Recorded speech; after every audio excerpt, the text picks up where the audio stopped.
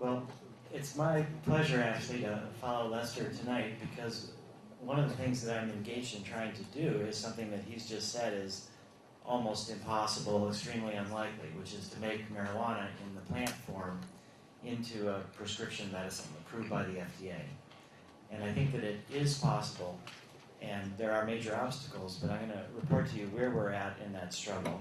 I'm going to also let you know what's going on as far as legalizing marijuana in the United States, and also give you a brief update on the psychedelic research around the world, because that'll influence how you understand where we're at with marijuana. But first, I'd like to thank the Greenleaf Party for organizing this event. And I think it's been a great opportunity for us to come here and see what you guys are doing.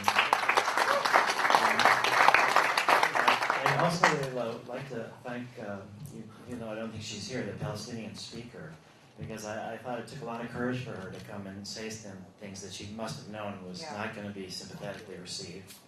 And Rachel Hamburger, I'd like to thank you also for coming.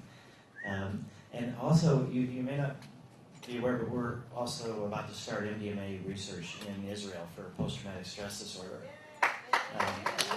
But once we were through with dealing with the Ministry of Health, and it's been many, many years, started in 1998, but the very last condition of approval was that the anti-drug authority in Israel had to put in writing their support for the project. And they did that. And so I'm just so grateful for the willingness to let us do this research.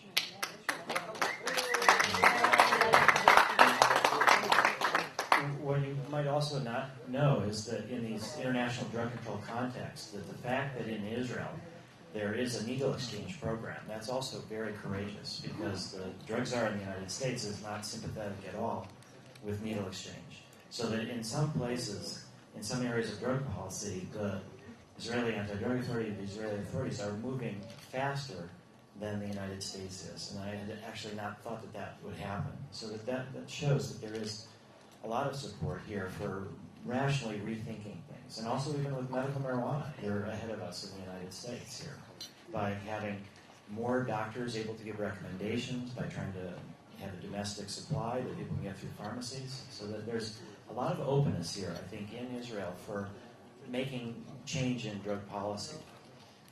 Now, actually, to give you a bit of background, I'm not a real doctor. I'm a doctor in public policy, and I have a PhD in, my dissertation was on the regulation of the medical use of psychedelic drugs and marijuana. So, from the Kennedy School of Government at Harvard. So what I think of myself, I'm not a psychiatrist or a therapist dealing with individual patients, but I'm a public policy person dealing with sick public policies. Trying to find a way for societies as a whole to come together and bring about a more rational view on public policies. So a lot of it is working with the individuals in the drug czar's office and the various DEA and NIDA, dealing with them both as representatives of having to represent policies, but also people who have their own fears and anxieties about drugs and what they can do, and trying to help them understand what the other perspectives are and help them to deal with their own fears and anxieties. Now, where the motivation comes from, and this is just a big vision to give you very briefly, it's that there is this, here in the Middle East, more and more, there's a rise of fundamentalism all over the world. And there are more religious wars, there are more conflicts now. In the United States, there's been the rise of Christian fundamentalism. It's very dangerous phenomenon. We know Jewish fundamentalism, people who are willing to be overly provocative towards Arabs, try to claim land because God gave it to us. And so that I think that this rise of fundamentalism is pretty much one of the core problems, if not the core problem of the world right now.